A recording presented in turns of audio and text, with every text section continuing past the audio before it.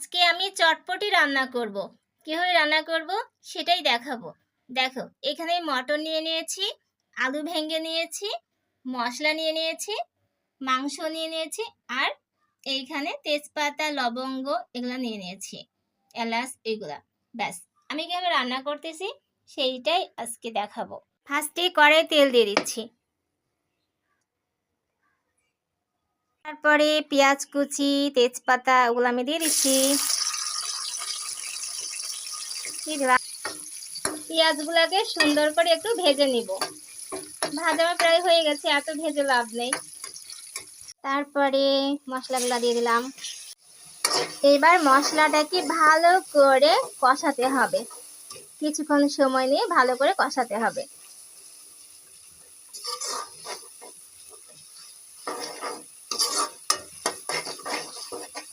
আমার আম্মু বলে আমার চটপটি রান্না নাকি ভালো লাগে, সেই জন্য আম্মু আমাকে বলছে তুমি চটপটি রান্না করো, তাই আমি রান্না করতেছি।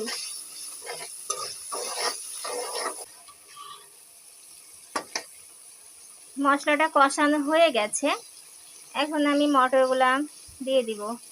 এই তো সব মটরগুলা দিয়ে দিলাম। চটপটি রান্না খুবই সহজ, আমার কাছে তো খুবই ইজি মনে হয়। রান্নাটা খুব তাড়াতাড়ি হয়ে যায়। তারপরে মটরের সাথে মশলাগুলা সুন্দরভাবে কষাতে হবে। আমি এখন কষাচ্ছি।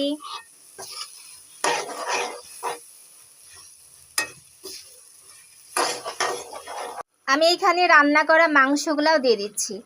মাংস আম্মু রান্না করে রাখছিল, আমার ইচ্ছে হয়েছিল মাংস দিয়ে রান্না করব। ব্যাস, আমি সব মাংসগুলো এখানে দিয়ে দিলাম।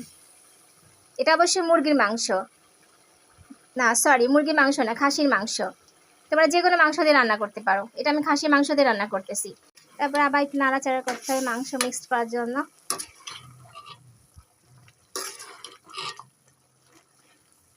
মাংস দিয়ে চটপটি আমি খাইছিলাম একটা চটপটিওয়ালার কাছে, তা আমার ভালো লেগেছিল। তা আমি আম্মুকে বলছি আম্মু আমি চটপটিটা আজকে মাংস দিয়ে রান্না করব। তাই মাংস রান্না করছি। আম্মু খাসি মাংস রান্না করে রাখছিল, সেটা রেখে দিয়েছিল, সেটা দিয়ে আমি রান্না করতেছি। অবশ্য চটপটির জন্য রান্না করে রেখে দিয়েছিল অল্প করে। রান্না দেখে তোমরা অবাক হও না যে আমি ভালোই রান্না করতে পারি?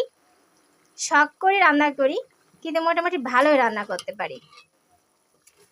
অবাক হবার তো কথা, অনেকে তো জানে কিছুই পায় না, সেখানে আমি এত সুন্দর সুন্দর রান্না করি। নিজে রান্না নিজেই প্রশংসা করতেছি, নিজের ঢোল নিজেই পেটাতেছি, আর কি করব।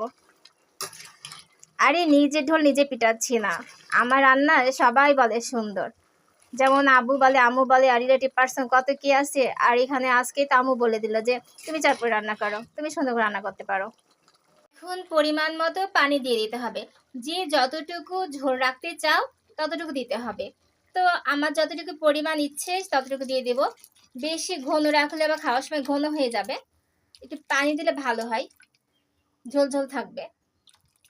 তোমরা এটাকে ঢাকনা দিয়ে ঢেকে রান্না করতে পারো, আবার এমনিতে এভাবে রান্না করতে পারো। কারণ মটরগুলো আগে থেকে সিদ্ধ করা আছে, তা আমি ঢাকনা ইউজ করলাম না, এমনিতে রান্না করতেছি। নামানোর আগে আলু ঘন্ট করে রাখছি, ওইটা দিয়ে দিব। এবার আমি আলু ঘন্টগুলো দিয়ে দিচ্ছি। ঘন্ট করে রাখছিলাম আলু, সেগুলো দিয়ে দিলাম। চটপটি রান্না প্রায় শেষ হয়ে যাচ্ছে। আমার তো সবকিছু দিয়ে কমপ্লিট হয়ে গেছে, রান্নাটাও প্রায় হয়ে গেছে। এখন যার যতটুকু দরকার ততটুকু ঝোল রেখে নামাই ফেলতে পারো। যে যতটুকু পরিমাণ ঝোল রাখবে রাখবে। আমার চটপটি রান্না ডান। এই দেখো রান্না হয়ে গেছে, সুন্দর হয়েছে তাই না?